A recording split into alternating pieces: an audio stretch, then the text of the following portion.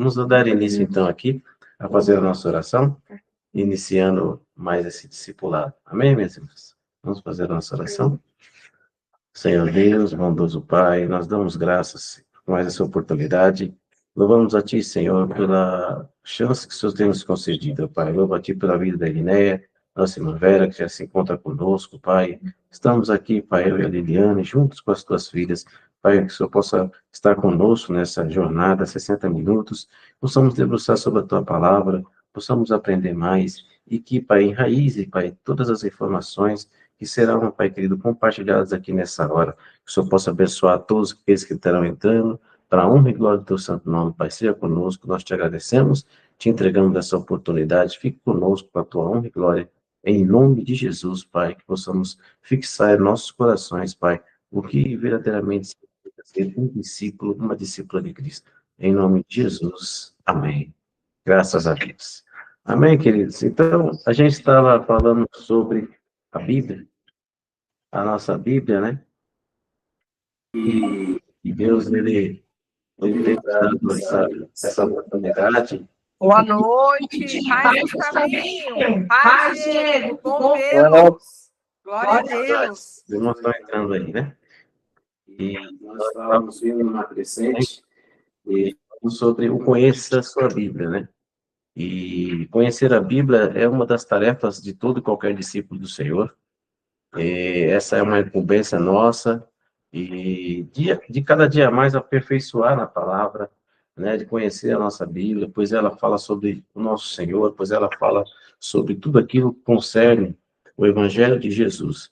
E que a cada dia mais vocês possam amar a palavra, possam continuar a debruçar sobre ela, pois é ela quem fala sobre a verdade. Nós vimos numa toada, falamos sobre o Antigo Testamento, falamos dos 39 livros, né, que existem no Antigo Testamento, falamos sobre o Novo Testamento também, que também tem 27 livros, não sei se os irmãos já estão habituados já, né, os números, quantidade de livros, né, e falamos.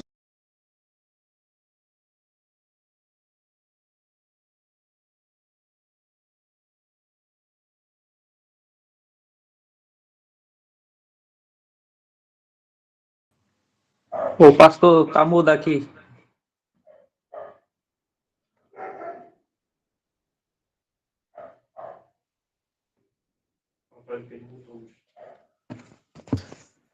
E então nós vamos continuar, né, nessa nossa observância, né? Nós estávamos vindo falando sobre as características, a inspiração. Lucas, glória a Deus. Os irmãos estão se chegando, né? Glória a Deus. Glória a Deus, nossos irmãos. Os irmãos vão se acomodando aí, irmãos. Nós vamos dando a sequência aqui. Que Deus abençoe a todos que estão chegando. É uma honra estar com vocês. E vamos adiante, meus irmãos. Falamos sobre o Pentateuco, falamos sobre os livros históricos, falamos sobre os livros poéticos, falamos sobre os livros profetas maiores, né? Os profetas menores. Aí chegamos no Novo Testamento, né? A quantidade de livros que existe, falamos sobre os evangelhos, depois falamos sobre os livros históricos de Atos, depois nós falamos também sobre as cartas. Foi? Falamos sobre as cartas, que são 21, falamos sobre aquelas epístolas paulinas, que as cartas são divididas entre as epístolas paulinas e as epístolas, né, universais, né? E também aqui cada uma tem a sua remetente, né, tem a sua maneira de se dirigir às comunidades da antiguidade, né, queridos? E por último, o livro profético, né, de Apocalipse, e realmente é o livro que fala a respeito do final dos tempos, de tudo aquilo que concerne a volta do nosso Senhor Jesus Cristo, sinais dos fins dos tempos. É um livro profético. É curioso que, embora ele seja profético, ele se encontra no Novo Testamento, né? E isso é também algo, uma curiosidade muito importante. Então, aí nós chegamos aqui nessa parte, né? Nós falamos sobre a questão das abreviaturas, né? E essa dica é muito importante, que é aquela que eu estava comentando aqui agora, para a gente que não está habituado, né, na leitura, na Bíblia, a gente procurar sempre o índice, né? Para poder facilitar a nossa vida. O índice é uma importante ferramenta que todos vocês podem estar ainda, está lá no começo da Bíblia, né? Se você não está habituado muito ainda, né, familiarizado com os livros, aí lá você vai no índice, você vai ver cada livro, né? Cada livro está ali, né, marcado, e você vai ver o número dele, e você vai, ó, onde está por exemplo, o livro de Mateus, aí você vai ver lá o número que está lá da página, e aí você vai exatamente na página, né, que está o livro. Então, aqueles que ainda não têm habilidade, né, aqueles que ainda não têm familiaridade com a Bíblia, é interessante, né, estar indo também, indo no índice, é uma dica muito importante, né, que conta ali nas primeiras páginas da sua Bíblia, você pode estar indo ali, que vai mostrar o número da página e onde encontra o livro que você procura, né, meu irmão? Glórias a Deus. Louvado seja o Senhor. Então, e aqui, irmãos, mais um meio, e já que a gente está falando sobre essa questão toda de achar, né, os livros, né, os livros da Bíblia, também temos as abreviaturas, né, que existem também. E é muito importante a gente se habituar também, porque às vezes você não vai encontrar o nome do livro inteiro, né?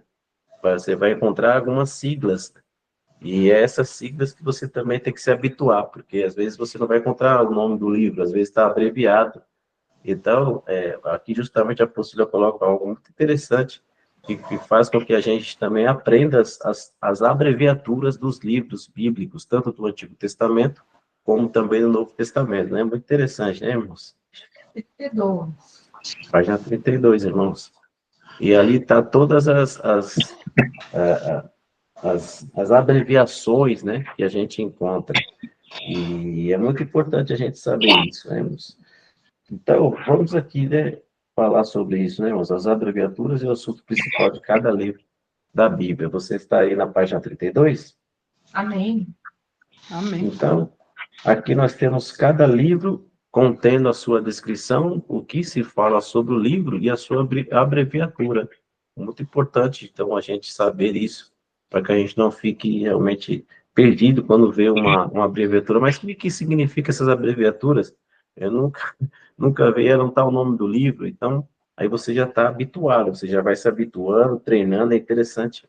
Você também está treinando sobre isso, e a postura também fala sobre isso. O treinamento, ele é muito importante, mas faz com que você você crie um hábito, você fique treinado, né, nas questões de procurar os livros bíblicos e também as referências, né? E como nós faremos aqui, para ler essas, a gente coloca como... Posso começar? A Lica vai começar para a gente, irmãos?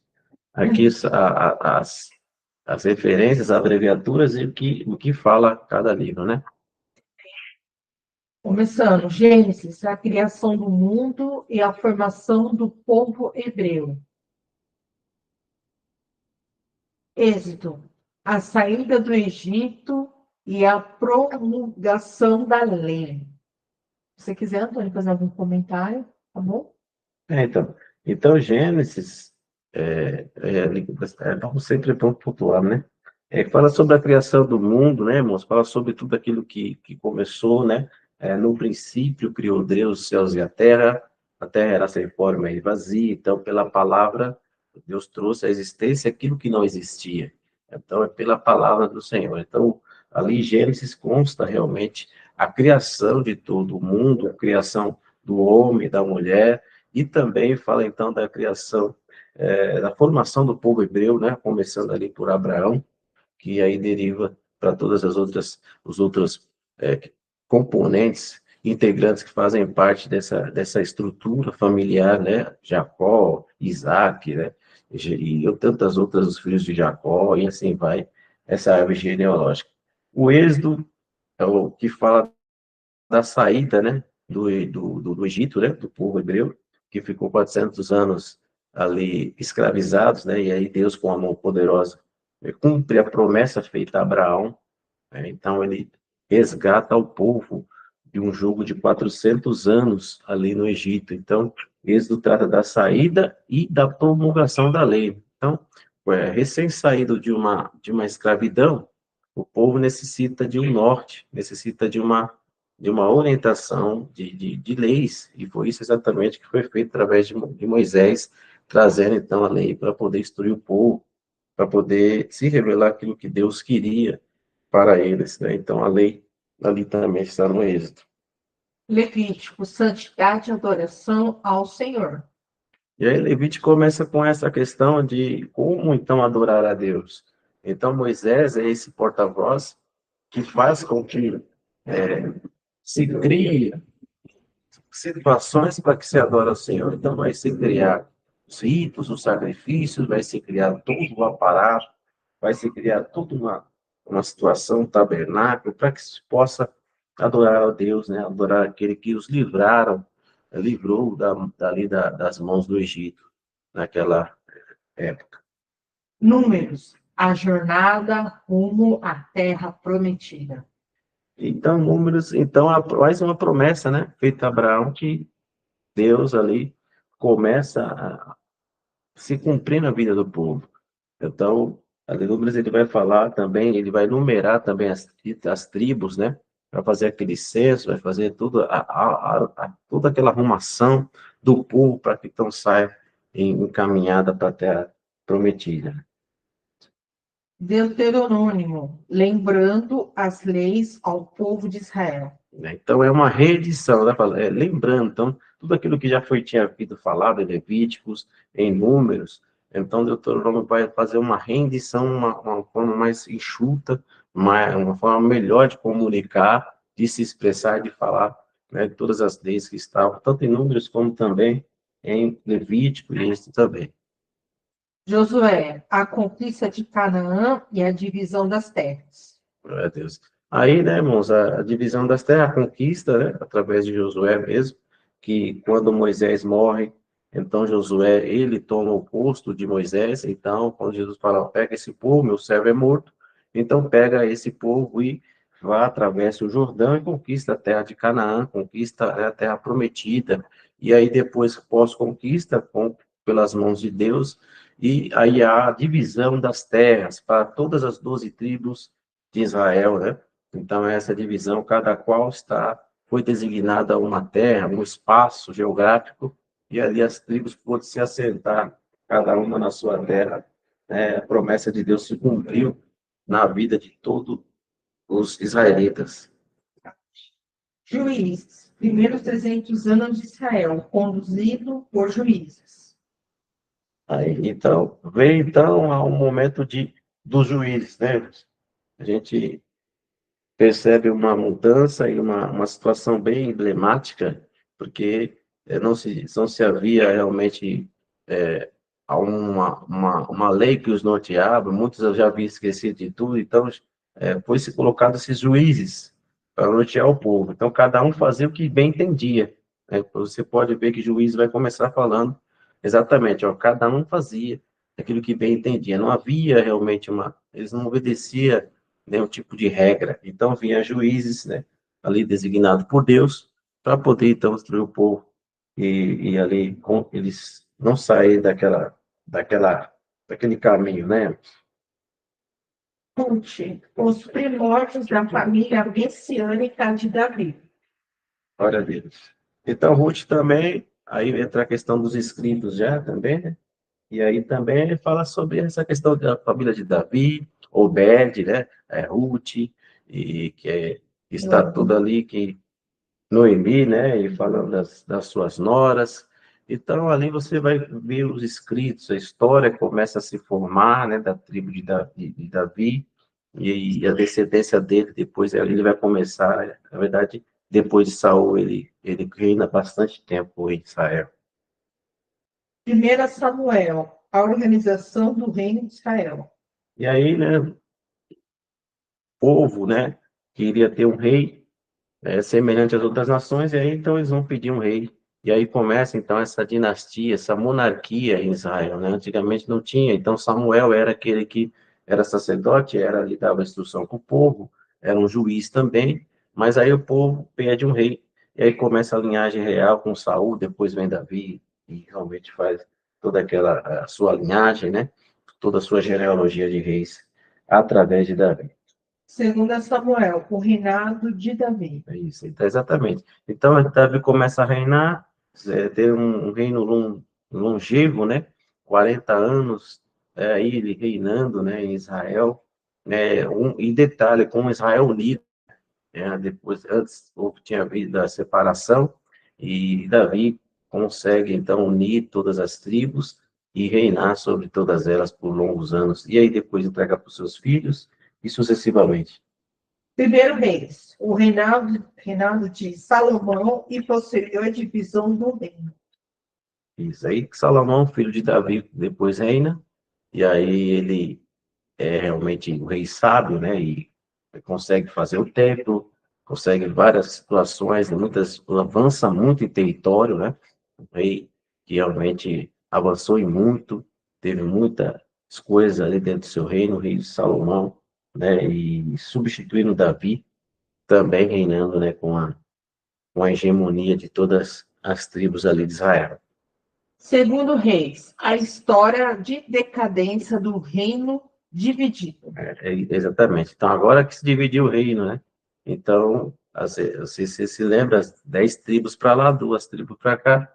Então, Benjamim e tribo de Judá, Davi ali consegue, através da sua linhagem de real, né, de seus filhos, consegue manter a tribo de Benjamim, as outras 10 tribos vão embora e não consegue conviver, né, com tudo aquilo, né, um imposto muito alto, né, tributos, e eles se cansam, então há um racha, né, e as 10 tribos vão para um lado, Davi e a Judá e Benjamim ficam para o outro lado. Primeiro Crônicas, o reinado de Davi no ponto de vista espiritual. É. Então, muito importante, né, essa questão da visão espiritual do reino davídico.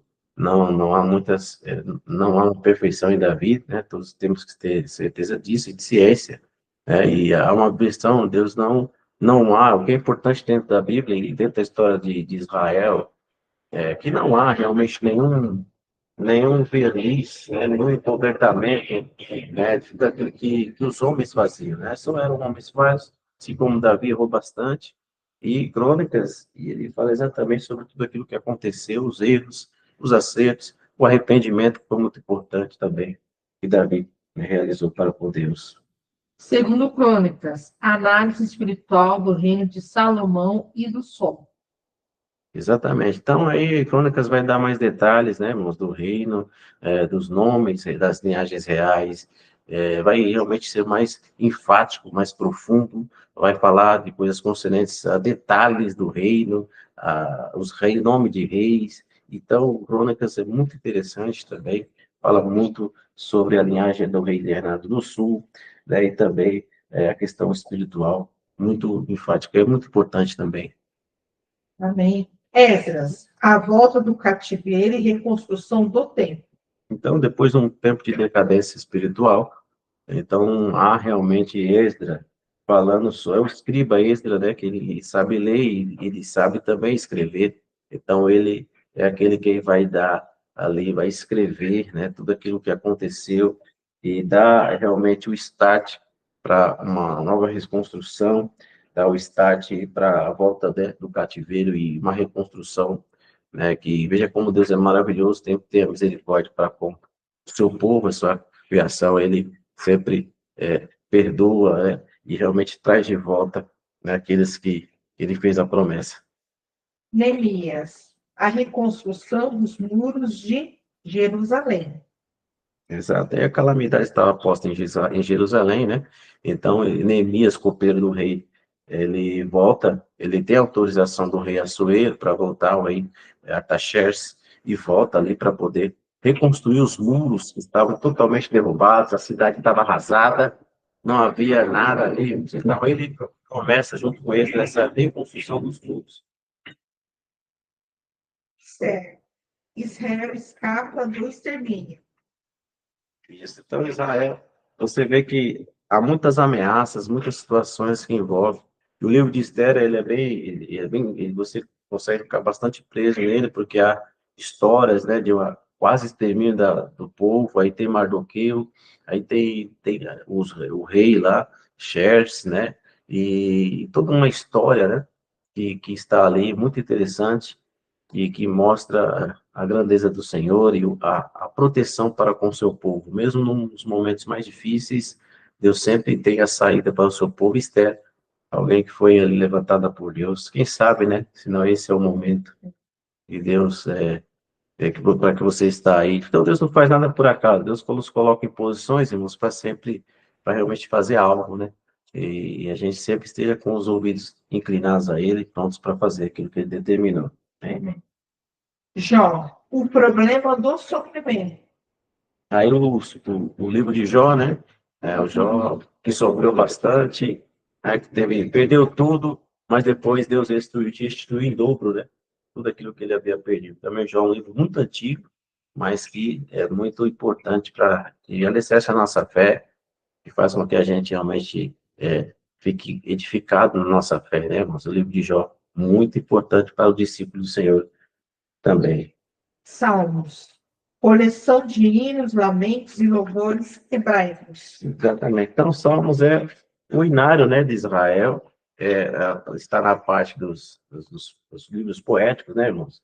Então, fala sobre as louvores, a adoração a Deus. Tem vários salmos, vários autores, Davi e muitos outros, Asaf. Então, também muito lindos salmos que existe nessa parte, né? E muito interessante também essa parte. Amém. Provérbios, sábios conselhos colecionados por Salomão. Então, Salomão, né, irmãos?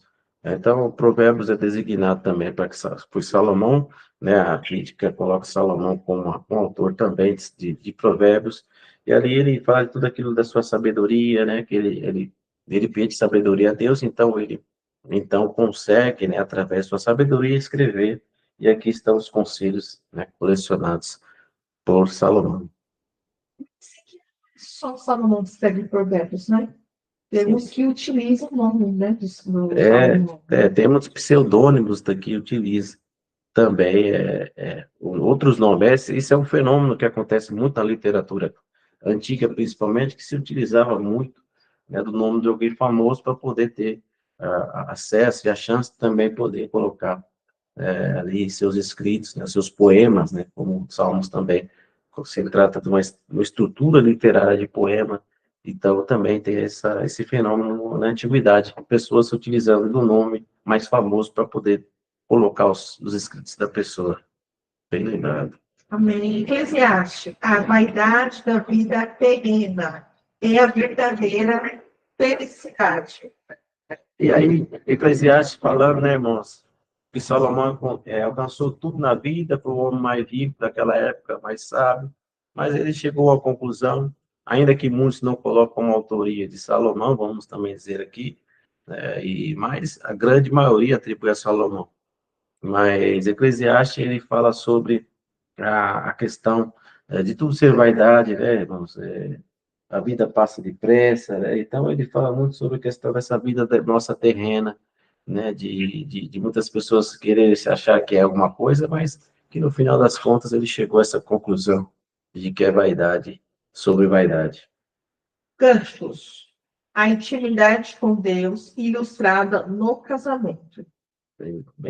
Bem colocado aqui, é bem isso mesmo, falando sobre realmente intimidade com o pai, e aí realmente essa relação entre o casamento, né? Entre a esposa e o esposo, esse é a essência do livro de Cantares. Meu amado, né? É isso, amado meu, você é meu amado, você é amada minha. Então tem tudo isso aí, meu amor. Isaías, o profeta messiânico. Então, aí vai começar os livros proféticos, né?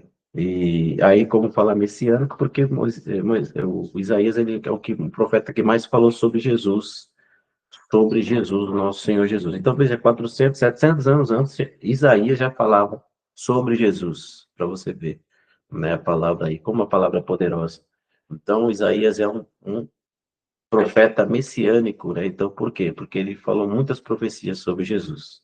Bem, Jeremias, o último esforço para que Israel se arrependa. Colocado na última mensagem de domingo, né, falando sobre Jeremias, ali há um verniz, nós falamos sobre realmente toda a questão de Jeremias, ser o profeta do Senhor, e Deus, mesmo assim, o povo rebelde, o povo realmente ali, totalmente desprezando a vontade de Deus, eles realmente não estavam nem aí para Jeremias, né? Jeremias estava falando, mas mesmo assim, ele falando, as pessoas não estavam nem aí. Tanto o povo, como a corte, como os reis, eles fingiram que não era com eles, pelo contrário, pegaram Jeremias, prenderam ele, colocaram no calabouço, quase que o mataram, e depois viu-se que a profecia de Jeremias foi certa, e veio o cativeiro, e eles sofreram. Então, irmãos, Jeremias é mais um profeta, né? Foi o último esforço para que Israel realmente se arrependesse, mas não houve arrependimento, como nós dissemos no domingo, dura serviço, rebeldia, idolatria, apostasia, né, irmãos, e coração endurecido. É isso que eles estavam, e aí não teve jeito, Deus teve que pegar eles e levar, né, para um cativeiro de 70 anos. Amém. Quero fazer o comentário do Douglas. É dos livros de sabedorias mais legais. Tudo é vaidade mesmo. Como os olhos de pomba, melhor frase. Em Cantares. Bem poético, né? Bem olhos de pomba. Seus olhos, Antônia, como olhos de pomba. Olhos de E aí? Talvez Bem romântico, né? talvez para a época, né?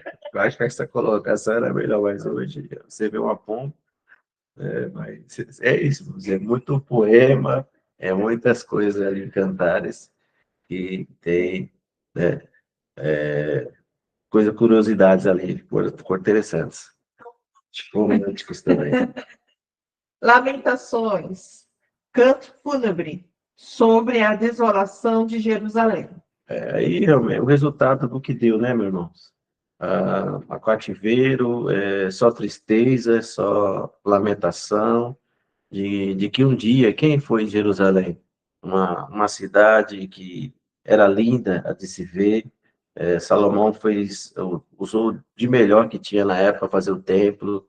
Imagina você chegar num lugar mais bonito que você já viu e chegar depois, voltar naquele lugar, tá tudo arrasado, tudo destruído, só cinzas, só pó. Então, é o mesmo sentimento que Lamentações tem, porque é canto fúnebre mesmo, porque a terra foi arrasada, mortes, né, irmãos? Então, é só choro mesmo, lamentação, expressar realmente tudo aquilo que estava sentido. Então, coloca para fora o sentimento, né, de aquela tristeza, amargura de quem um dia viu a cidade de Jerusalém, como ela estava. Então, Jeremias, então, está ali, toda essa tristeza ele joga para fora, né? É triste também, e até a gente, como goleiro, fica bastante tocado, né, de uma cidade tão linda ter sido destruída daquela forma que foi, e sem necessidade, porque o povo estava tão orgulhoso, né, rebelde, que não teve outra forma.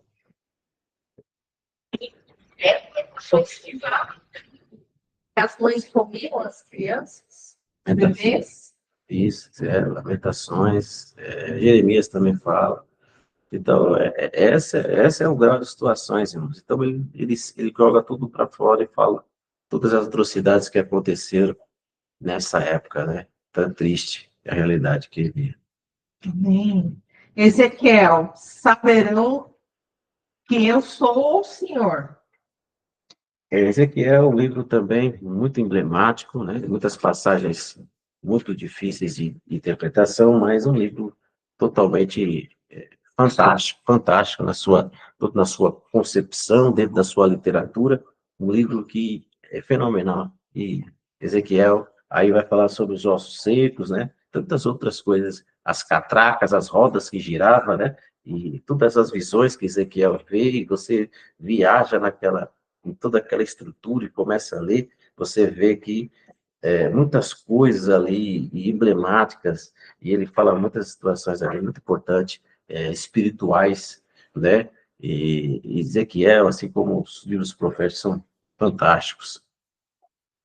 É aquele que vai fazer a comida em cima das fezes, não é? Ele também tem essa passagem. Tem essa passagem. É, Daniel, o profeta na Babilônia.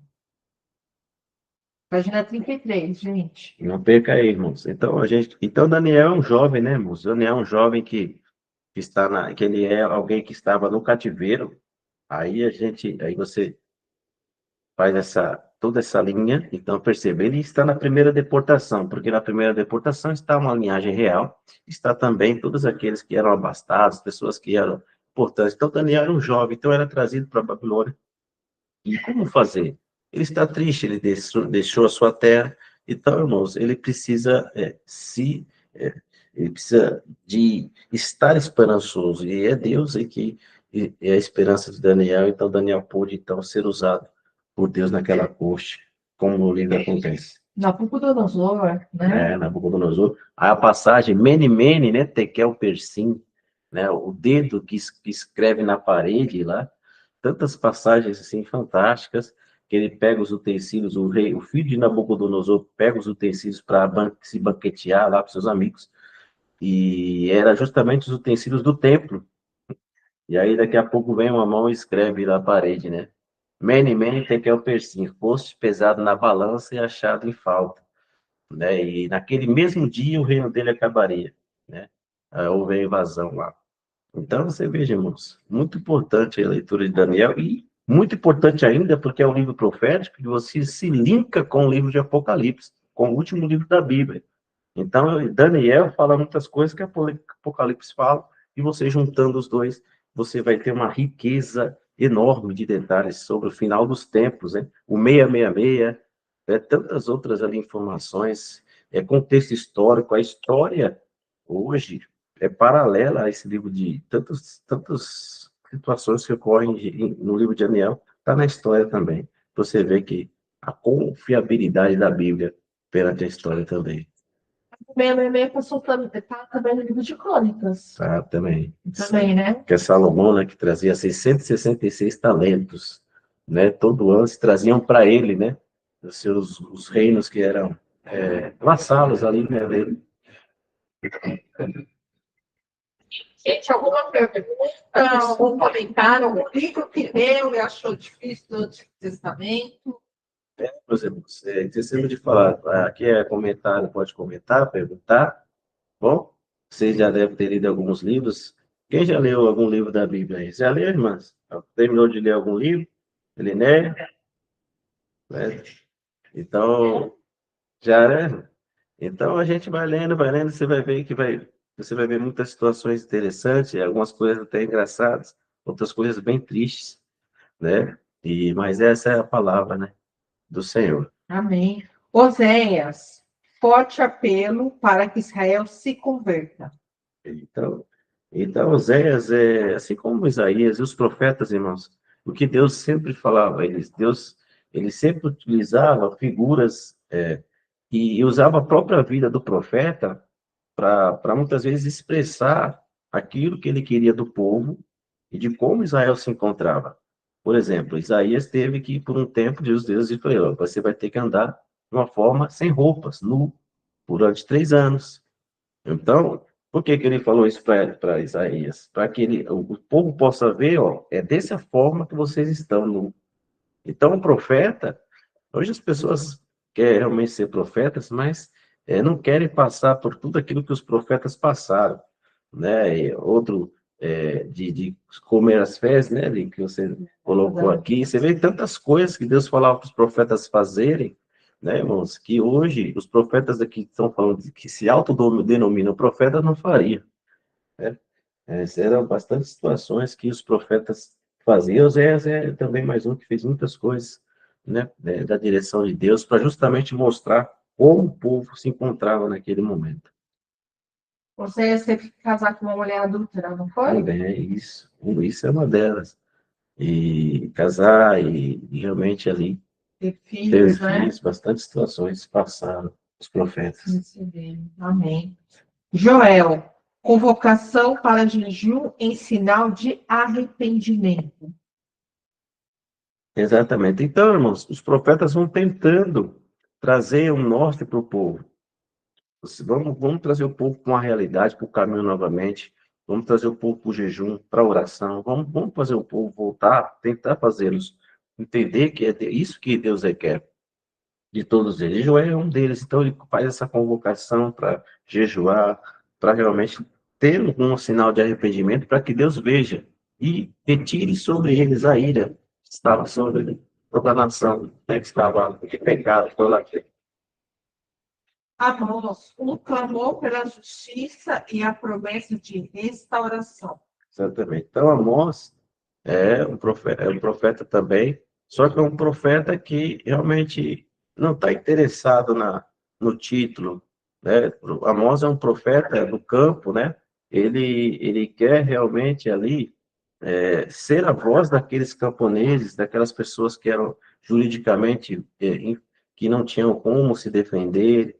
Então ele traz essa realidade, ele vai lá na corte e realmente tentar trazer um pouquinho de justiça, como a Lica colocou aqui, né, um clamor pela justiça. Então ele fala, eu não sou profeta, eu também muito menos sou filho de profeta.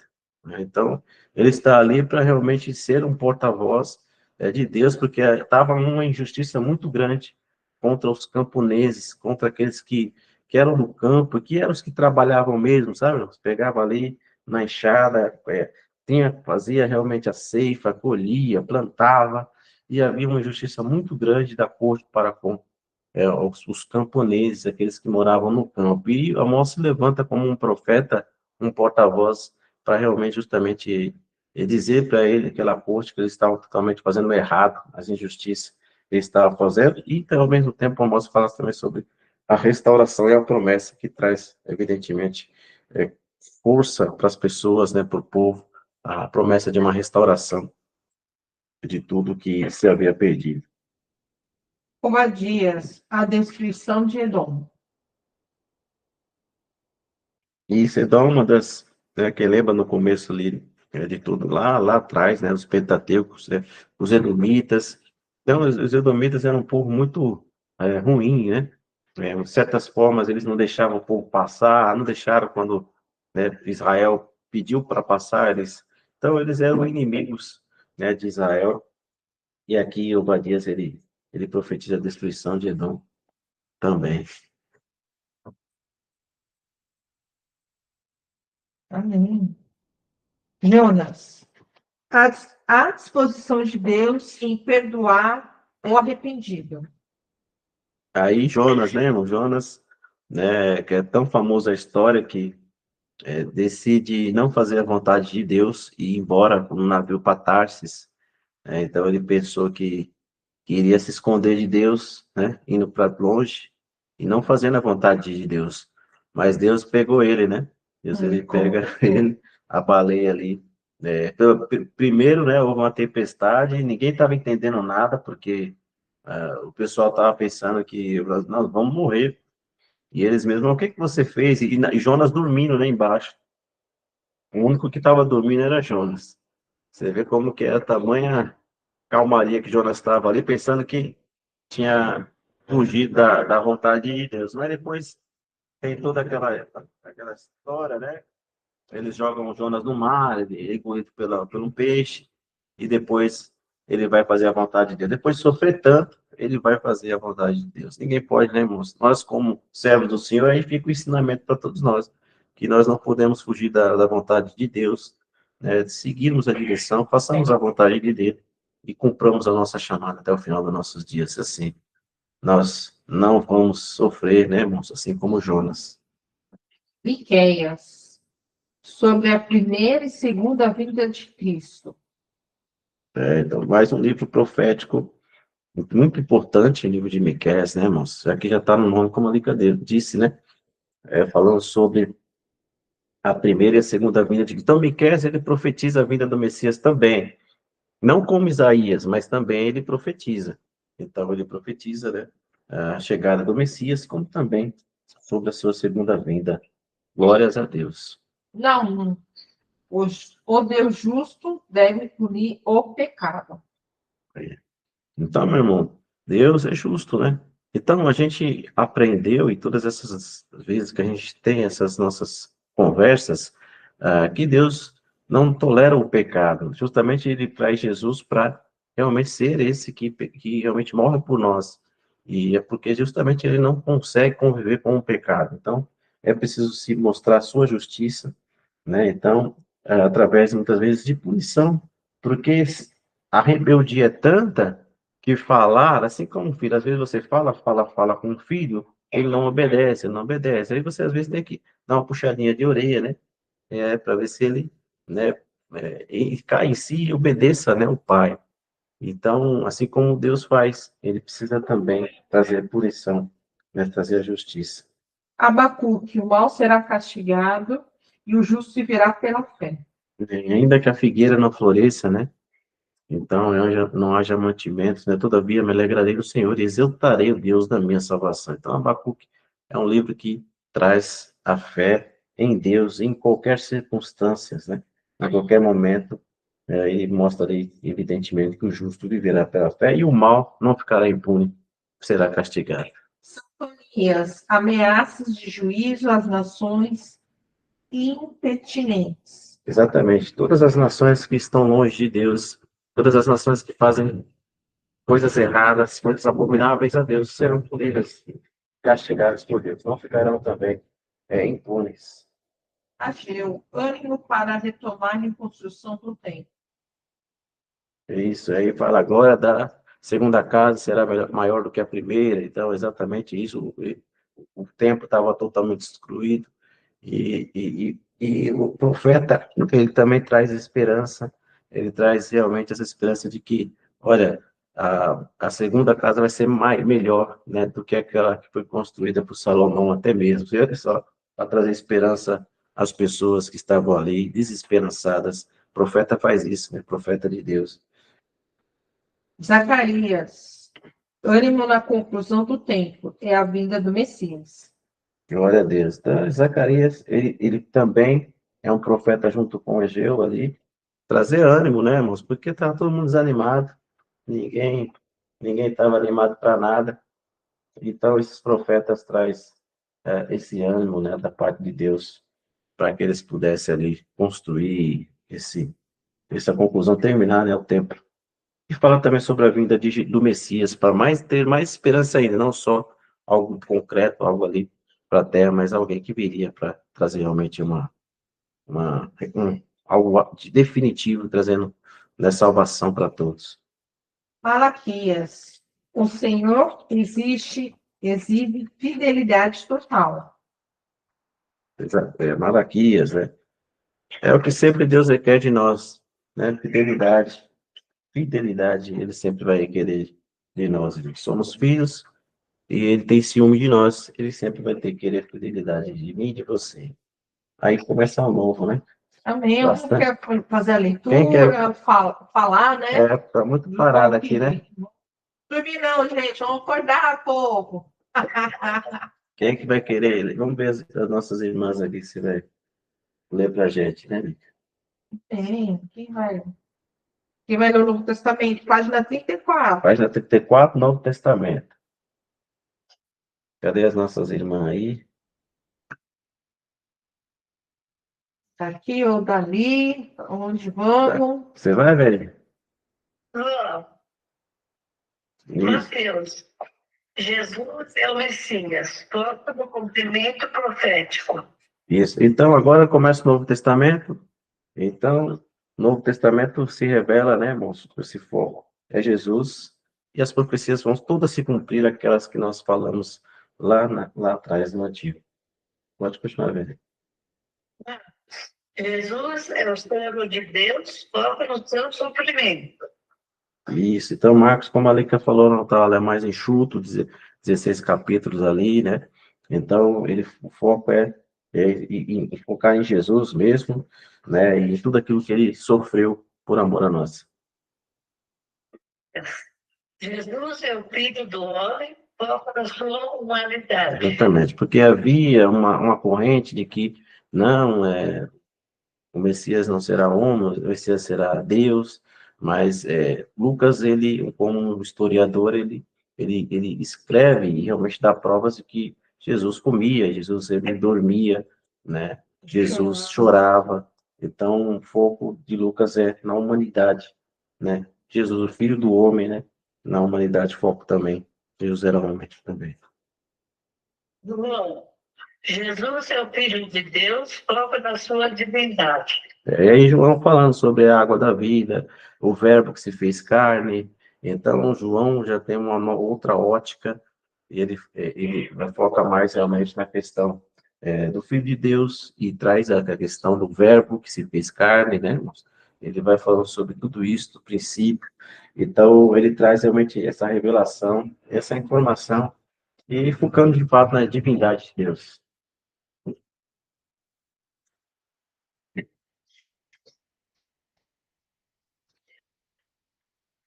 Um livro histórico, né?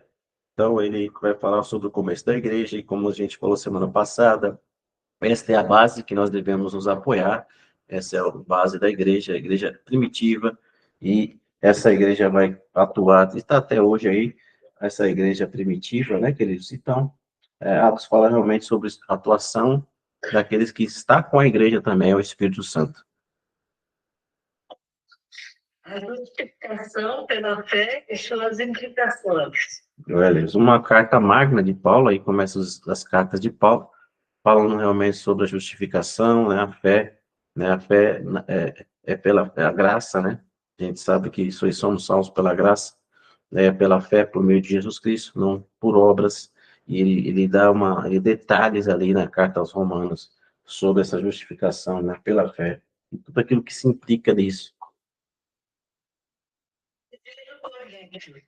O pecado deve ser extirpado da igreja. Então, irmãos, a igreja de Coríntios, com seus problemas, com as suas situações a ser resolvidas, então o apóstolo Paulo escreve as duas cartas, essa primeira, então havia muitas situações a serem resolvidas, muitos problemas, então Paulo, ele escreve a carta, e se você vai ver tantas situações a serem resolvidas, tanta ironia o apóstolo Paulo usa nas suas cartas, ironizando muitas situações, é perceptível, né, a ironia de Paulo nessa literatura, e a carta é para realmente consertar a bagunça, literalmente, que estava acontecendo em Coríntios ali.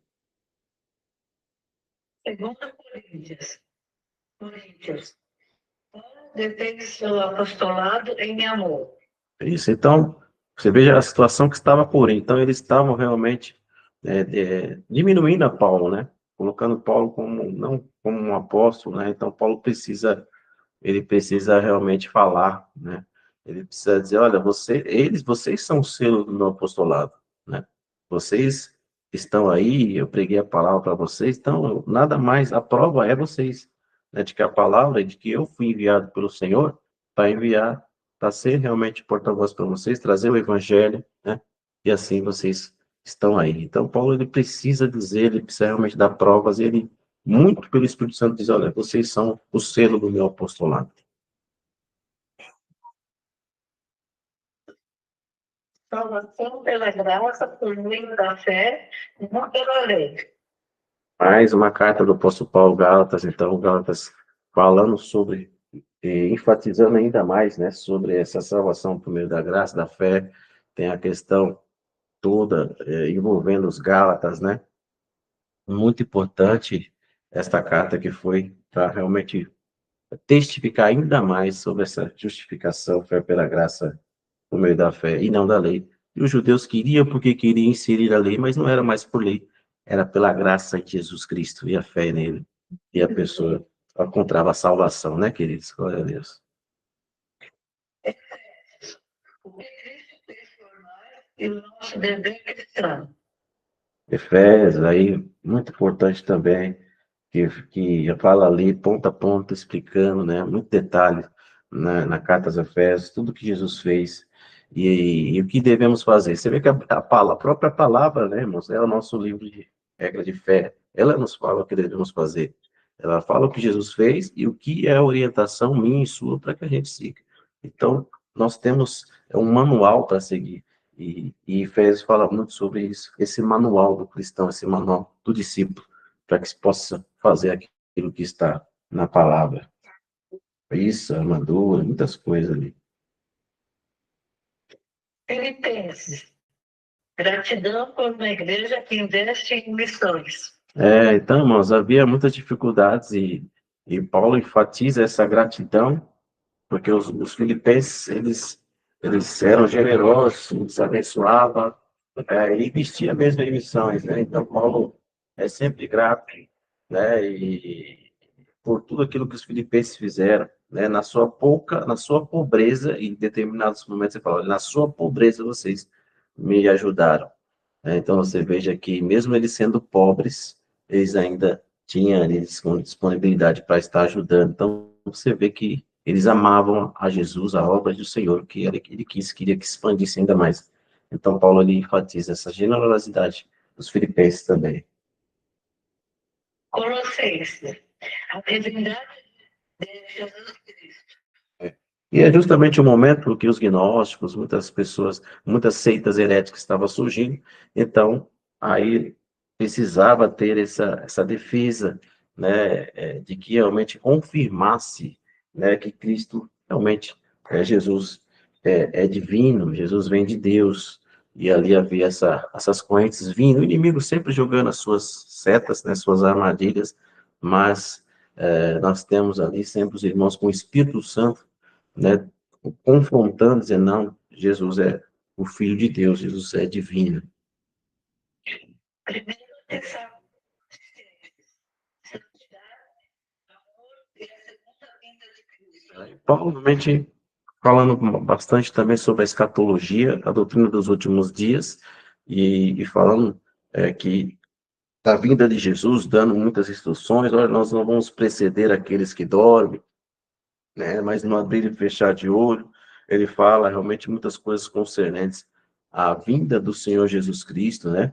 E dando instrução para os tessalonicenses, né, de que precisam continuar a vida, mesmo sabendo que Jesus viria, precisa continuar a vida, porque muitos já estavam largando de mão. Ah, vamos largar tudo de mão, Jesus já vai vir já, então vamos abandonar tudo, vamos fazer mais nada. E Paulo disse, não, não é bem assim. Continuemos, né? Continuemos a fazer a nossa rotina, a trabalhar, e esperamos que ele, no momento que ele vir, nós subiremos para sempre estaremos com ele na glória eterna. Segunda Tessalonicenses. Esclarecimento sobre a segunda vinda de Jesus de Cristo. Exatamente. Então, Paulo, nas duas cartas, ele continua a falar. Tamanho o interesse dos irmãos e era necessário que se falasse, pois a apostasia estava demais, a situação estava bem crítica. Veja bem, havia um conjunto de situações que estavam acontecendo, falsos profetas, muitas coisas que estavam tentando minar, né, o evangelho de Jesus Cristo. Então, entendia-se que era o momento. Mas Paulo começa a explicar, olha, temos que, não será assim antes que venha o filho da perdição, né, a apostasia vai vir. Então, Paulo vai dando algumas situações que precisavam acontecer antes da gloriosa vinda do Mestre, de Jesus Cristo. Então, ele estava ensinando, veja como as cartas são importantes, foi importante, né, naquela época, né, para nortear os nossos irmãos que estavam totalmente perdidos com relação à vinda de Jesus. 1 Timóteo. Cuidado que o pastor iniciante deve tomar. Aí as cartas pastorais designadas para Timóteo, um jovem, né, filho, né, de uma judia de pai grego, e Timóteo é um jovem que Paulo vê nele, né, é o Espírito Santo, e o acompanha, né, e ele tão cedo já tem uma incumbência, já recebe uma chamada, e Paulo está orientando ele, e cartas maravilhosas, primeira de Timóteo e também a segunda, são esses cuidados, né, que Paulo estava tendo no momento nosso começo de chamada, né, de ministério, e ali Paulo sempre com cuidado com Timóteo. Tito. Segunda Timóteo. Fidelidade, coragem e perseverança do pastorado. Já que começou, iniciou o trabalho, e aí agora vai encorajar, vai dizer para ele, olha, é preciso continuar a fazer, a trabalhar, encorajando, né, que sejamos fiéis. Ele explica a perseverança que precisa ter, né, a fé em Jesus, porque é difícil, muitas situações acontecem, né, na chamada, mas ali Paulo vem e chama Timóteo, olha, vamos perseverar, ter fé, tudo vai dar certo. Somos voluntários da igreja. Exatamente, aí Tito realmente trazendo, né? Olha só, tantas coisas, instruções importantes que existem, né, irmãos? Então, Tito já vai numa outra linha, colocar ali a organização, como se organizar, como realmente ter uma igreja que se mantenha fiéis, aquilo que realmente foi a direção de Jesus para a igreja. É, apenas Deus convertido. Filemão, né? Então, é a situação que aconteceu, né, que Paulo, né, ele se coloca na posição, olha, se ele está devendo alguma coisa para você, olha, eu estou aqui, então veja o amor de Paulo para com todos aqueles que estão à sua volta, né, Onésimos ali. Então, Paulo fala sobre essa situação que era muito comum na época, né, irmão? A escravatura, né? Os servos, era comum naquela época essa situação. Cristo, o mediador de uma nova e melhor aliança. Que nós falamos na pregação, né, em dois momentos sobre essa questão toda, e até o Douglas colocou um comentário, realmente, a questão da nova aliança, fazendo essa comparação com a antiga e explicando tudo aquilo que aconteceu na antiga, né, e a melhora que houve, né, em Hebreus, uma carta, um tratado maravilhoso. Glória a Deus. Tiago, obediência e boas obras são a evidência da fé. Glória a Deus. Olha aí. Então, irmãos, é isso que o Tiago coloca, né? E a obediência ao nosso Senhor, e a obra que a gente, o testemunho que a gente faz, né, também é uma evidência, né, de como estamos vivendo, né, isso evidencia a fé em nós, obediência, fazendo a vontade de Deus, boas obras, evidencia a fé em nós. Glória a Deus.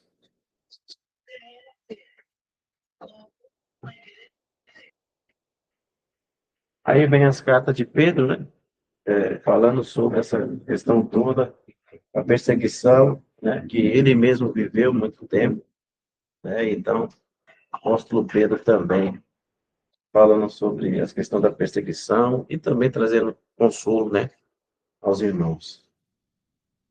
Segunda Pedro, a advertência contra a heresia e a vinda do Senhor. E tinha mais, né, umas heresias, pessoas tentando minar a fé, o evangelho verdadeiro, né, com gnosticismo, docetismo, tantas outras coisas, ameaças, falsos profetas, falsos irmãos.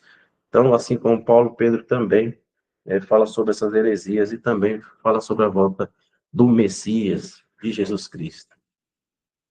Primeiro João, teste o verdadeiro cristão. Ali, João, aí vem as outras cartas, né? João falando sobre questão, os testes, né, que acontecem, quais são as dificuldades, as provações que o servo do Senhor passa, né, na sua trajetória como servo de Deus. Segunda João, a precaução contra falsos mestres. Mais uma vez, João, também, cada carta você vê que vai avançando. Então, o volume de doutrinas heréticas, de falsos, começava a volumar. Então, João também precisa se precaver, os irmãos, as comunidades, sobre falsos irmãos, falsos cristãos, falsos mestres, falsos cristos, que estavam acontecendo na época. E até hoje tem acontecido. Olha, Terceira João, contra o egoísmo e o orgulho da liderança cristã.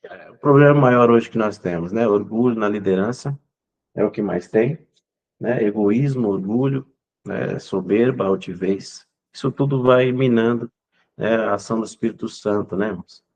Então, tudo isso a gente tem que lutar contra isso. E aqui há uma carta específica que fala exatamente sobre isso. Judas, o dever de se combater as heresias. Mas aí, mais uma carta falando sobre heresia, né?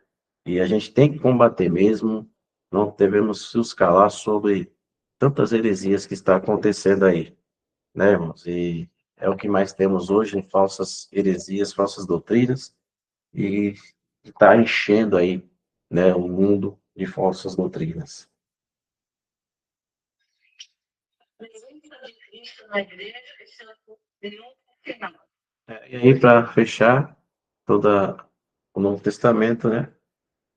Aí tem o triunfo da igreja, Jesus vence, a igreja vence, Satanás é preso e lançado no lago de fogo, assim como a besta, o falso profeta, e a vitória é do Senhor Jesus Cristo, né? É o final, né, irmãos? Glorioso, né, da volta do nosso Senhor, e vamos vencer. Assim como nosso Senhor Jesus venceu, a presença do Senhor, né, como juiz, né, como aquele que venceu, né, um cordeiro que foi morto, mas venceu. Então, o Apocalipse é maravilhoso e não tenha medo, ele tem sempre a bem-aventurança aquele que ouve e aquele que e lê também, né, aquilo que está escrito nesse livro. O tempo está próximo. Amém, meu irmão? Quem quer fazer um comentário, alguma pergunta? Algum livro que tenha gostado de ler, né, Antônio? Exatamente. Algum livro, algum livro que você achou difícil, ou algum comentário. A Bíblia, ela é realmente uma coletânea maravilhosa. Irmãos? Alguém quer fazer? Alguém quer expressar aí? Fique à vontade, hein? Eu acho que a gente poderia fazer um desafio. Cada um escolhe um livro para ler, para a próxima aula a gente já começar a falar um pouquinho do que está lendo. Olha só, aí, a Liga deu uma direção aqui, irmãos. Para a próxima aula, cada um Qual pega, livro que fala qual livro que começou, e a gente comenta, né, alguma coisa, faz algum comentário que você achou difícil, se até ali você está achando interessante, o que você está achando, e aí a gente comenta tudo aqui junto. Sem áudio, né? Assim, Bem fácil. Hoje tem vários meios, hein, irmãos? Bíblia em áudio, Bíblia livre, né? Também para você, ali no carro, em qualquer momento você pode ler. E outra atividade que nós vamos falar eu vou fazer uma atividade com vocês na próxima aula, hein? Vocês estão com as suas apostilas, vocês sabem essa abreviatura, dá uma lida nas abreviaturas, que eu vou falar o livro e vocês vão ter que. Vou falar a abreviação e vocês vão ter que falar o livro que tá. Qual que é o livro? É? Mas é só estudar, ó. Tá tudo aqui as abreviaturas, ó. Gente, não fuja no próximo vendo? discipulado, hein? Então. Hoje foi só Olha o Douglas. Douglas tá aí, ó. Causando, hein, Douglas? Mas vamos fazer isso, ó. Já vou falar. Poderia fazer surpresa, mas ó, eu dando ainda uma dica para vocês. Botão vermelho sem querer. Ah, Douglas, tá desligando a chamada já. Olha, para falar que não escutou nada, Né, né? Lick? Vamos pegar aí, Douglas. Você vai ser o primeiro da chamada, Douglas. Douglas vai ser o primeiro. A gente não tem medo, não, Não precisa ter medo, não, participa. gente. A gente tá aqui só Tá? para interagir, Vamos um sabe? pouquinho, acordar um pouquinho. Por exemplo, ó, Gênesis aqui, ó. Qual que é a abreviação? É o GN, né? Porque isso, toda a Bíblia. Mas eu vou escolher tipo aleatório. Vou pegar um e falar, ó, qual que é, qual que é a abreviatura do livro de Mateus, por exemplo? MT. Eu acho que é MT. É isso aí, velho. Não é tá fácil, não é fácil? Mas sem olhar na apostila aí, né? Olha a cola. Tô brincando, só um pouquinho. Mas tá bom, irmãos? Tá bom. Tá bem, queridos? Glória a Deus pela vida de todos vocês. Hoje a palavra de Deus ela é maravilhosa, né? Então, que vocês nunca percam essa chama, né, de poder sempre estar lendo a Bíblia, vendo as suas referências, sabe? Isso, cada dia que passa, vai ser maravilhoso. E aí, na próxima aula, eu vou falar sobre o nosso plano, tá? Nosso plano que nós temos para a leitura da Bíblia inteira. Não sei quem que tem aí, quem é, né? Né? Não sei se os irmãos têm da chamada aí. Depois nós vamos fazer imprimir, né, Lê? Novo projeto para o ano que vem. Então, nós no ano que vem começaremos de novo, ler o Novo Testamento uma vez, duas vezes e o Antigo uma vez. O ano inteiro, ó, os 365 dias, a gente pode ler a Bíblia inteira. Na nossa apostila também. Tem também no final, né? Na apostila deve ter também. Tem também. Aí, né? Tá. Finalzinho. Isso, irmãos. Mas às vezes é bom um pequeno, né? Põe na Bíblia, né? Mas é mesmo, irmão. Ó, tem no final da apostila ali que lembrou. Então, não vai mudar o ano, mas é o mesmo escopo, tá bom? Aqui, ó, todos os livros. Janeiro para ver, ó. Dezembro, janeiro. Então, janeiro está aqui atrás também. Bem, irmãos, então, tem tudo aqui para a gente estar lendo a Bíblia um ano, duas vezes o Antigo, o Novo Testamento e uma vez o Antigo. Amém, meus irmãos? Glórias a Deus, já estamos estourando nosso tempo. Quem é que quer fazer a oração final?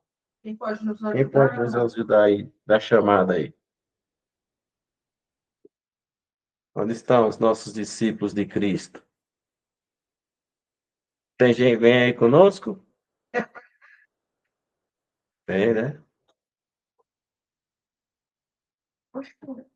Caiu? Não, né? Ah, não, pensei que você tinha caído ontem. Cadê os irmãos aí? Olha, Nossa, já Melita tá tá aí. pronto. Ah, o Deus Gustavo, Melita, vai? pode fazer oração para nós? Vai lá, Gustavo. Quem? Eu? O Gustavo não está falando, pode fazer a oração do povo, mas Quem quer fazer? ele Gustavinho? está com vergonha. Tá bom, eu. Então vamos orar. Amém. Querido Senhor Jesus, agradecemos a Ti, Senhor, por essa rica oportunidade, Pai, que o Senhor nos deu, Senhor.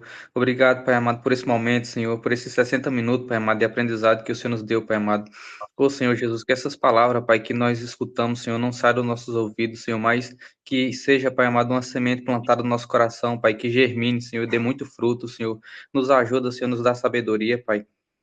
Nos capacita, Senhor, cada vez mais, Senhor, para que nós possamos ficar instruídos na Tua palavra, Senhor. Abençoa cada irmão que aqui esteve presente nesse discipulado, Pai amado. Abençoa nossas famílias, Senhor Jesus. Nos ajuda, Senhor, nos dá uma noite de sono, Pai amado.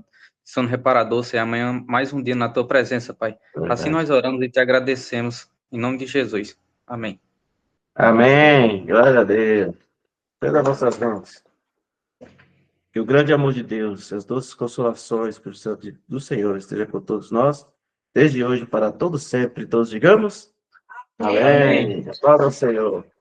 Vem, sabe que nem hoje. Ó, próxima terça-feira, hein? Vamos todos. Vou falar o livro e você vai falar a referência.